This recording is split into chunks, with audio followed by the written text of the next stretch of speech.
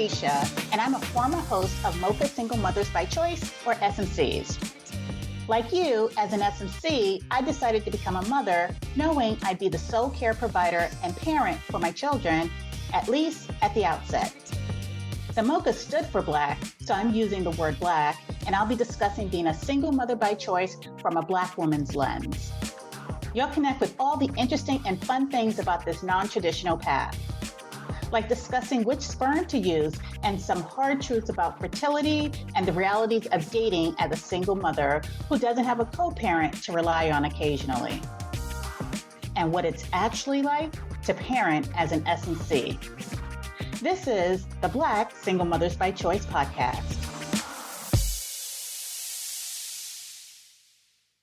We have a wonderful guest host with us this morning. But before we ask our guest hosts to introduce themselves, I did want to do a little bit of a PSA. So since the starting of our podcast, Hera and I have been getting people reaching out in various forms and this season, we really wanted to make sure that the people we choose to talk to are people who not just respect our perspectives as Black SMCs, but also seek to engage us in a meaningful and thoughtful way. And so our guest hosts here and throughout the rest of the season have done that. I had the opportunity to sit down and talk to Rosanna Hertz as I was trying for my second child. And your book was real instrumental to getting my head around just the different ways to do SMC. And so this is another wonderful opportunity, and my heart is warm just being able to talk with you and share your knowledge and experience with our audience. Thank you for that really heartwarming and lovely introduction from both of you. I'm a professor of sociology and women's and gender studies at Wellesley College, where I chair the Women's and Gender Studies department. I'm a family sociologist by training, but for the past 25 years, I focused on the emergence of new family forms and how they are expanding our understanding of kinship. And so during the mid-1990s, I began studying new families, women with jobs, careers, economic independence, who felt that motherhood was missing. And most recently, I've been studying unprecedented families formed by sperm donor siblings. In this new work, about the sperm donor siblings called Random Families, I include the voices of donor-conceived children ages 10 and up, some of their donors, and of course their parents. I've also written articles on the regulatory systems in the EU and border crossing for reproductive health to Spain. And I continue to research and write about families created through donor, sperm, egg, or both. So thank you. No, thank you. Thank you. So I'm excited because we're going to touch on both of your books, Random Families and Single by Chance, Mothers by Choice.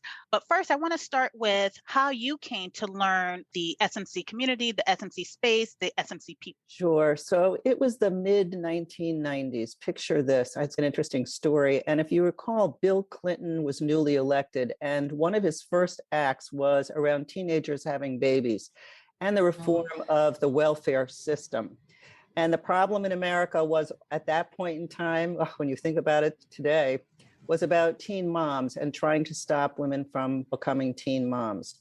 So I was reading the information and really the newspapers. And I also, at the same time, like to read a strange combination of things. I like to read demography reports for fun. And I also like to read ads in newspapers, which is a bizarre thing. Scanning these demographic reports around single mothers, and I realized that 50% of the women who are single, never married, and have children are not teen mothers, but they're older. And so I wanted to know more about who these women were, because they certainly were not the focus of either Bill Clinton or, if you recall, Dan Quayle at that moment. And so who was earlier, actually. So around that same time, I'm also reading in my hometown newspaper an ad that came out, and it read, and I'm quoting this, "Are you interested in becoming a single mom? Call this number." And I thought, this is interesting. Intentional motherhood, not these accidentally pregnant teen mothers. So I, of course, called the number. That's who I am too. And it was a local SMC group. So I told them that I wasn't a single mom, I had a very young child, and I really wanted to know all about what they were doing and could I attend their meetings. So they discussed it with their membership and they said, sure, you could come to our meetings. So I attended for a year the meetings of the thinkers, the triers, and also SMCs with children. And I still check in with the local community. I'm grateful to that community for allowing me into their lives. So it was a homogenous group insofar as the vast majority were white women and they were older, which is also important. They were like 38, let's say the average age. And the issue was they couldn't find a partner. They weren't all straight. There was a mix of women there. And they were trying various different routes. They were all middle class or upper middle class is how I would describe them. And that's changed since that point in time. All of those things have changed. I think that Black women never put the label on it. And I think that, first of all, this meeting occurred in a church basement in a working class town. And it still meets in that same church. All children are a blessing. Anyway. Very good. Go back to your original question about, do Black women advertise it or just not put a label on it? How many of us have not had the conversation, regardless of socioeconomic level, when you get to like your mid to late 20s, like if we're not married or don't have kids, right? And it's like formalizing that conversation where it's like to a male friend, if neither one of us are married, by the time we hit 30, right? 30, why don't we have a child together, right? And so it's the formalization, because even some of the people that we have seen, I would say almost in the last 4 weeks, join our space will say, I used to know a donor friend who was a friend, right? And I'm raising the child as an SMC. We have an agreement in place. So it is almost like they've already gone through the process of formalizing that, hey, if by 30 we don't have kids, right? And so it's that formalizing that informal conversation. And now on the back end, putting a name on it because you didn't even know that a name existed. I would totally agree with what you're saying. The other thing is, remember, the 90s, there was no internet.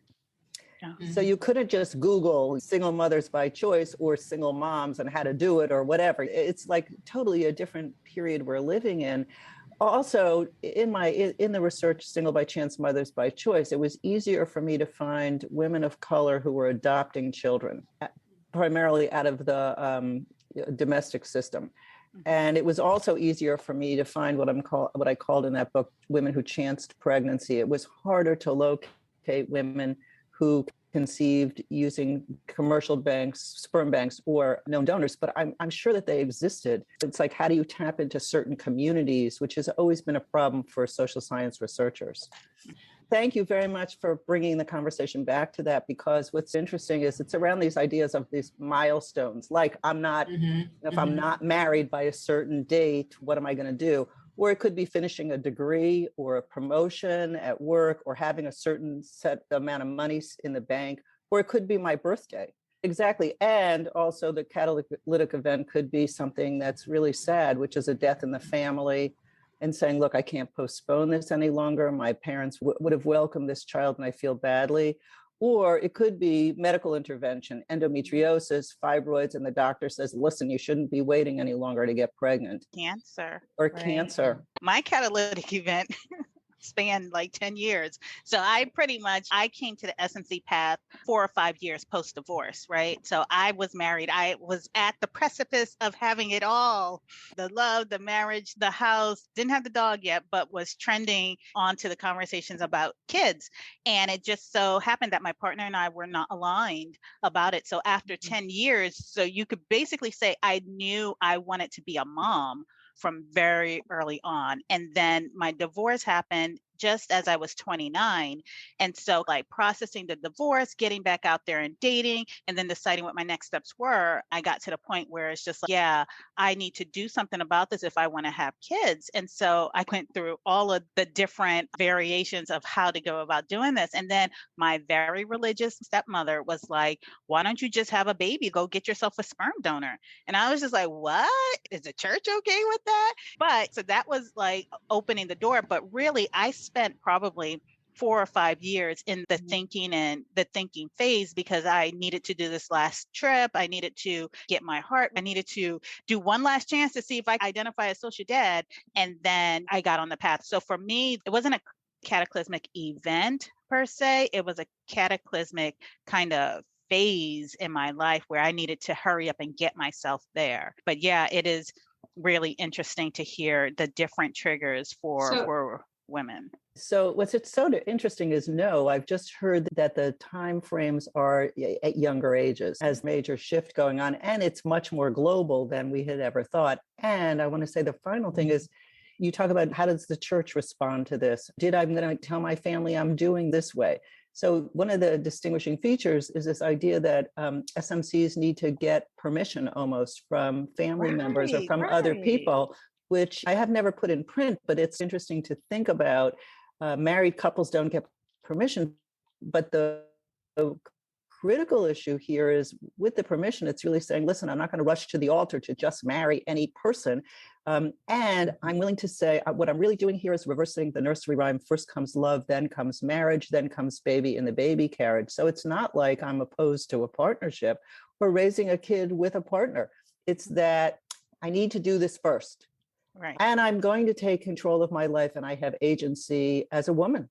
So I will say, picking up from that, the whole family piece is that, yeah, I was one of the people who, my parents are deceased. So I didn't have to have that parental approval. So I just floated it out there to my sisters who are my peers. And it's really, I'm just giving you an FYI, there's going to be additional little people at the Thanksgiving table. But what I found was that whereas my immediate family, yeah, it was nice to have, but then out of donor conception came this whole other family. Like I had a donor sibling sister mom that I reached out to, and it was all of the awkwardness of first time dates. It's just, is this person sane? Is this person like, let me Google you, and which was fun. This person has ended up being almost like a sister to me in terms of our conversations, in terms of the support that we have. We both tried for our second child using the same donor around the same time, and we ebbed and flowed and leaned in. And I found that I am really looking forward to growing the relationship with our children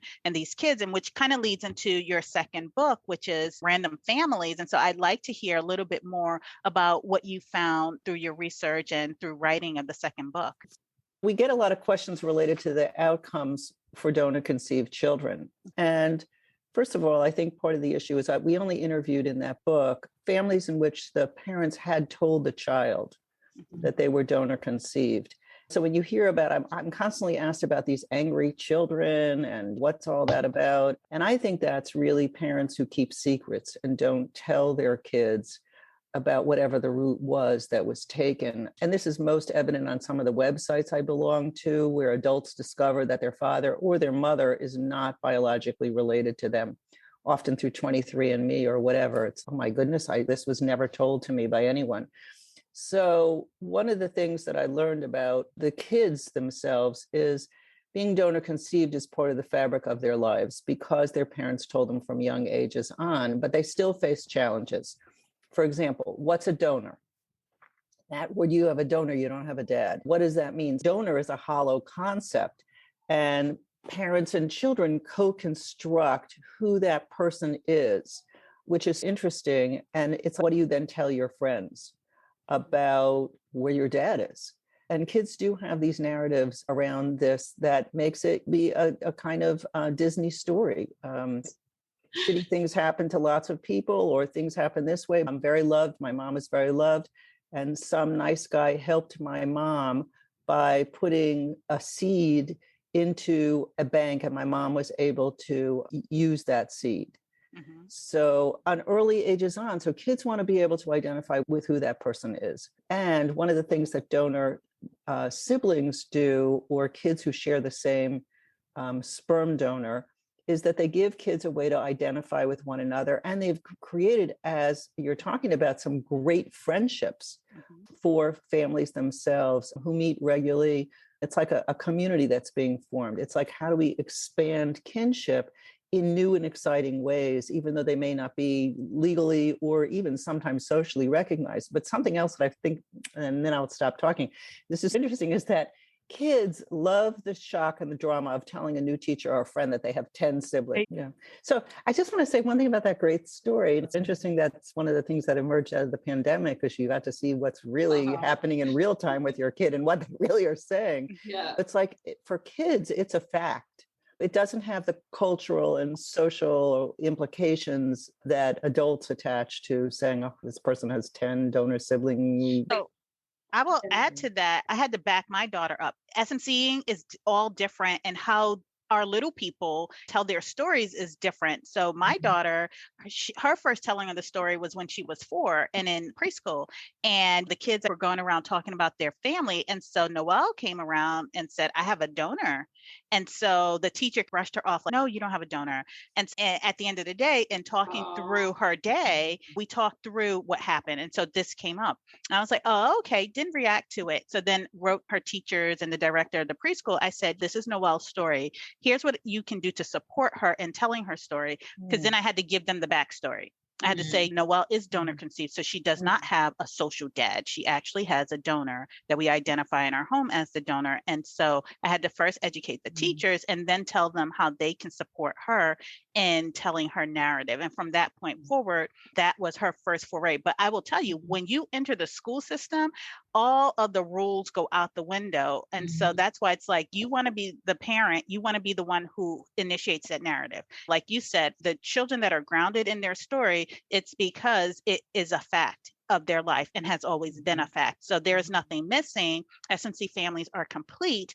And then now when you enter the school system, you have to then prepare the teachers and how they can support these kids, because it's all everything. And you know, there are some parents in traditional families who are cringing, like, this blasphemy. They should. And my attitude has changed on that just a little bit, because not everyone gets the proper training and a lot of things are happening at rapid pace. So what I will say is that I handle my schools and the doctors and all those different situations the same way I handled my family. When you tell your family that you're an SMC, you got to give them a beat to absorb it. What does that mean? And open up the space to ask their questions and then move on. So one of the things I did in the email is that I could provide you with the Todd Parr storybook about different families and different things like that.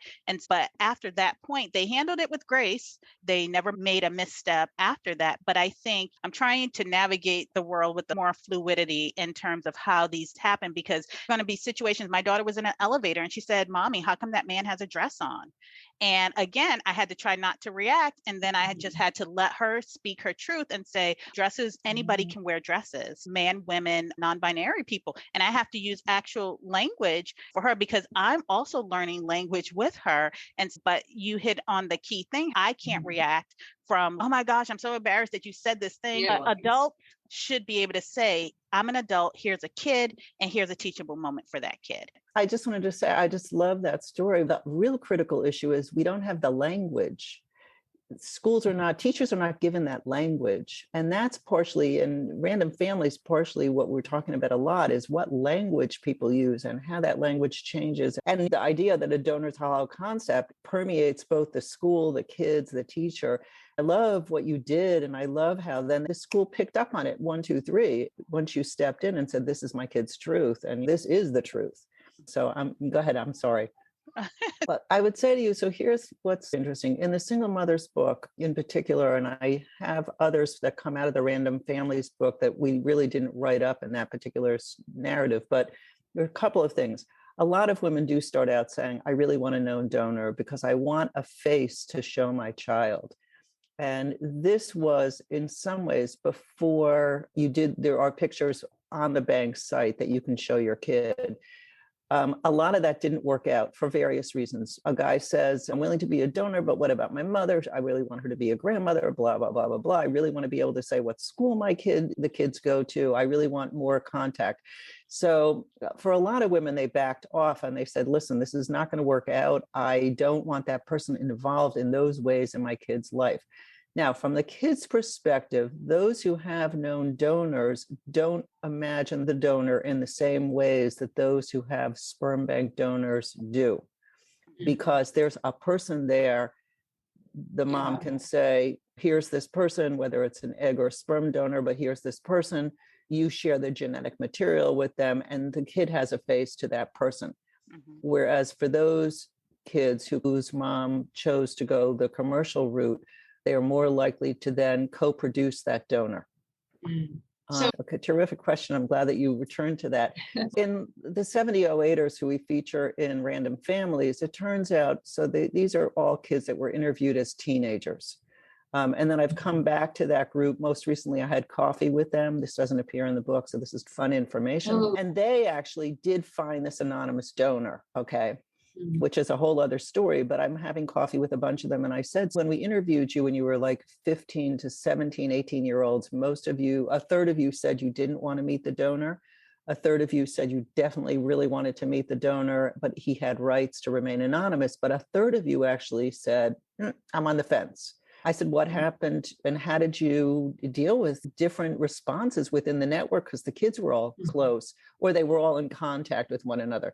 So they said that they were very sensitive to the fact that within the group, there were differing opinions about what they wanted to know. Mm-hmm. So only a third of them approximately have met that particular donor. Those who didn't want to know did want some medical updates and that kind of information. And it's very random as to whether or not they had a mom family, a two-mom family, I was going to ask a mom and a dad, especially the kids who were ambivalent and on the fence. They said this wasn't important to their lives to know that person necessarily. They had a whole life. They had a whole family. And this was somebody who donated sperm and they loved the donor siblings more, interestingly enough. And that was what was really important to them about having this paternal kin, in quotes, than in fact meeting the donor. So they all weren't gung-ho to meet the donor. The couple that did said that it was really wonderful to get those updates. And what they really wanted to know was the donor profile is a static piece of paper. And really what they wanted to know was, first of all, did that person ever think about me? Which is an interesting point. And then they wanted to be able to have coffee with that person, and they wanted to be able to find out if that person had achieved whatever it was they wrote on the donor profile. I'm going to get a graduate degree. I'm going to become a soccer famous player. I want to be a filmmaker, whatever it was. They wanted to know what happened in somebody's life, which is why I love to go back to the people I've interviewed and continue to interview them over time, because as a researcher and as a kid, that profile is no different. It's the static piece of paper. And you want to know what happened to that individual who you now realize gave sperm, let's say at age, 23, what happened to that person? The other point I want to make is very few of these kids saw that person as a dad. They saw that person as a genetic parent, which is very different. So they weren't looking for a dad. By age 18, they're not looking in the same ways for an embrace of that nature, which I also think is really important, because the kids flip back and forth with that language of, I have a dad, I have a sperm donor. They flip back my father. And what they're talking about is a genetic person, which is important for certain things, but not always for everything. And particularly that person wasn't there for all the great milestones in your life and the memory making and everything else. But that person has made a promise to a bank to show up if they are identity released. What's interesting is these guys do show up in a way that I would have been really surprised at. They aren't the deadbeat dads. It's general across the board. It's balancing expectations, right? And so you're trying to mitigate for all of the things that could potentially happen. Maybe the donor is no longer alive, or maybe the donor meets you and it's just like, yeah, let's go for coffee once a month and let's do this. So you really don't know what another person is going to do in all of this. And so it's just like balancing the expectations. You want to be truthful and honest. But for me, I try not to build up this person for anything more than it was than a genetic contribution to your genetic makeup, and and then follow my kids' lead. I don't know what they're going to say either. They're little people that factor into this too. Yeah. Okay. What I just want to say though, that's what's really interesting to me as well, is women who find these donors ahead of time. And the question becomes that in some ways, anonymity can't be guaranteed for donors today. And more, it may be that we shift to a system that certain countries already have in place, which is if a donor wants to meet the child and the child's parents at younger ages than age 18, which is the legal age, that may in fact be happening. But what I have is examples, many of them, of mothers in particular who found the donors. and they don't tell the donors, but they sleuth them or they watch them on Facebook because it's the same thing. It's an expensive package. And if you have an expensive package that you're sending, you're going to put a tracker on it. So if you think about the sperm banks that you went to, on those banks, there's a sibling registry. Well, I don't have this in this research. The kids that the donor is raising tend not to have relationships with the donor siblings. And it's two different groups, which is interesting. Though I do have in Random Families a sperm donor who showed up early and for the first meeting took his daughter to that meeting, which has a number of implications. But she, first of all, wanted to know and wanted to meet the kids, but he was also making a point to the group saying, this is my, and the kids interpreted it as him saying to them, this is my real child. Which is a terrible way to think about that. It is the kid he's raising. It is all very interesting. And we can talk about this for hours, right? Because it all depends on how those expectations were set for that man's family, what he intended to do when he brought his biological child to the meeting. And so there are so many different aspects of this. And I think for me, the most healthy thing is to just be led by the kids and have healthy boundaries, because when these men donate, it is a tissue donation. And I think if you think of it as anything more than that, without permission to think of it as anything more than that, then you get yourselves into troubled waters. I'm the kid, I think I told you, I'm the kid who would not have eaten the marshmallow. I am the rules girl until the rules no longer work for me. And I bury Pandora's box in the backyard and grow an apple tree on top of it. I'm not touching it, because it really is only a teeny part of my story. And I think it's a teeny part of my children's story, but it could be a bigger part of their story. And I want them to flourish and blossom in whatever that story is going to be for them. First of all, it's tough to listen to the ways in which race becomes constructed. And as a researcher, you have to step back and say, look, I want to understand their story from their perspective, and I want to be able to make sense of it. And what's most interesting to me is that from a biological perspective, there are no races, but race is a real cultural, political, and economic concern in our society. And Rebecca, who's the woman I'm talking about there, her parents were disappointed because they did not think a Black baby would fit in within their family, within the extended family. And remember, the families are in some ways very conservative institutions where fit, which is about visual representation, is a really critical piece of this. And what the adoption chapter does is it shows the glaring ways in which is a much more visible idea than even donor use in some ways. And Rebecca's family was all white. And that's a really important fact for me. There were no people of color in their family at large, and they worried about whether they could love a baby who was not white or like them, is how I would put it. So I give Rebecca credit for going ahead with adoption, because she really wanted an infant that came without a history of whatever. And she also wanted a child who was not from an international country. I don't even know if she could have afforded that. It's unclear to me, but she wanted to adopt domestically. And she was there at the birth of that child. Actually, one of those women who put in a picture book, and the teen mom, who is African-American, and the birth parents both said, this is the person we would like to adopt this child.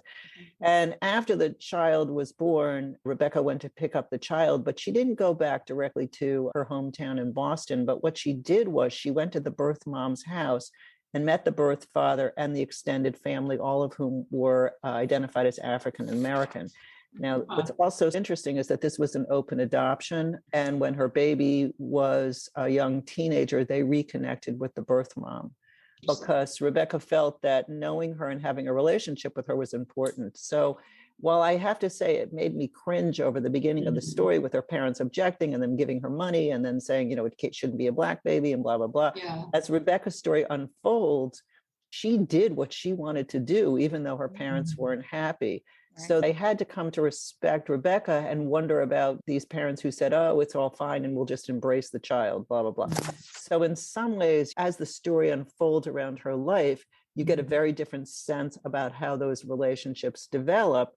And for Rebecca, part of the concern becomes, how do I find a space in which my daughter's identity can be primary because spaces tend to be divided so much. And so that's another issue that I explore somewhat in that chapter as well, this idea of Black and white spaces or Asian and white spaces, and how do women who adopt bridge those, also I think important. So I think the issue of race is incredibly sensitive when it comes to commercial donors, first of all.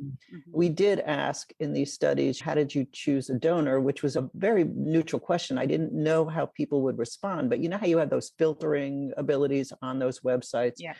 So the women we interviewed, or the parents we interviewed who were raising children of another race, are oftentimes two-parent families, first of all, among white families, which one is white, one isn't white. So they're going to match the donor to the other person. But let's just talk about single mothers because they're somewhat different in many ways. And I'm still trying to puzzle through this topic, which I think is really important, which is that white women unapologetically select white donors. And how do they measure whiteness? They say that they use ethnicity as a guide. The donor is of Swiss ancestry, German ancestry, whatever. You can filter all this stuff, as you all know.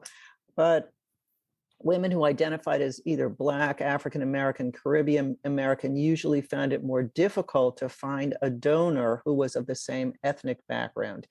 And so they were more likely to look for features that were in their extended families. Now, they also made statements like, there are white women in my family, there are biracial individuals in my family, this one married that one, married the other one.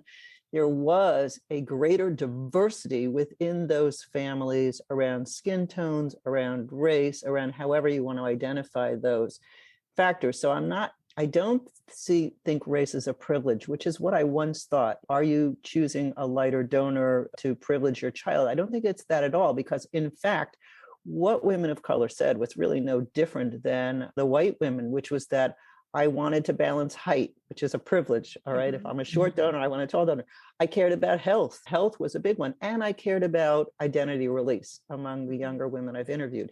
Yeah. So in fact, those filters become the same.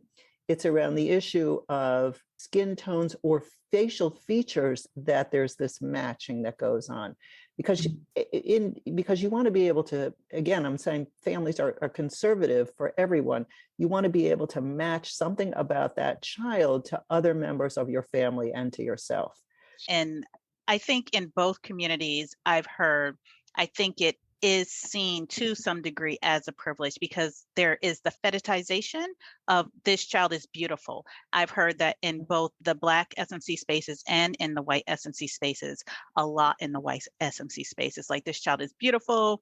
I get to pick a donor. Why can't I pick my child's features? But I also give weight to the fit aspect because a lot of the younger SMCs who will use a donor of a different race, and I say younger because I think generationally, this next generation from my generation are more open to dating interracially and across color lines. They will say, I have a lot of biracial people in my family. And so when I have this baby is not coming into a space that is homogenous in terms of its ethnic makeup or it's all Black. So then I'm going to have a biracial baby come and fit in and stand out like a sore thumb. They're saying essentially what was the opposite of what the adoptive mom was saying. We do want my kid to fit.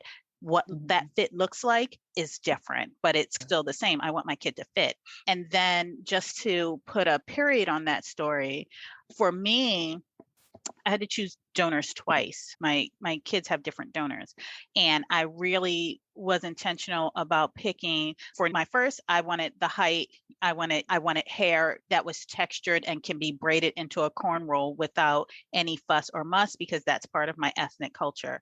I was looking for a Black donor, could not find a Black donor. There were like two that were open ID. And I was thinking like that limits the dating pool for my kids. So let me go across the color spectrum. So where you say white women are looking at ethnic makeup like Swiss or Eastern European, I was looking across the color spectrum, right? So ethnicity didn't matter to me once I could not get a Black donor. I was like, okay, I want my kid to look like they match me. right? So I went across the brown spectrum. And then when I tried for my second, I wanted my two daughters to match, right? And so then again, I went with the brown spectrum, but then I also needed to factor in blood type. And so it got a bit more complex. So I just wanted to put a period on that to help answer that question for you from this one Black person's perspective. Yeah. So at the moment, I'm debating what I'm doing in the future, but I would love, love, love just to do a study that had MoCA SMCs as centering their voices. Because if you think about the research from the very beginning of this conversation, much less of it had women of color in it in general. And I think that they tell a very different narrative in some ways. And in some ways, it's the same narrative, but we need to have those voices there, because I think going to sperm banks or adopting, but particularly sperm banks themselves, is the wave of the future. And I end the Single by Chance, Mothers by Choice book that way. And I think more and more younger women will do that, but they need to see themselves in the literature or in these books. Yep. And they need to see the differences that occur and why, let's say, filtering occurs this way or that way, or how banks themselves have a cutoff on education or on height that may in fact be problematic for certain ethnic or racial groups in America. So there's like a lots to be done in this space as more and more women come forward who are single mothers by choice, who are of color.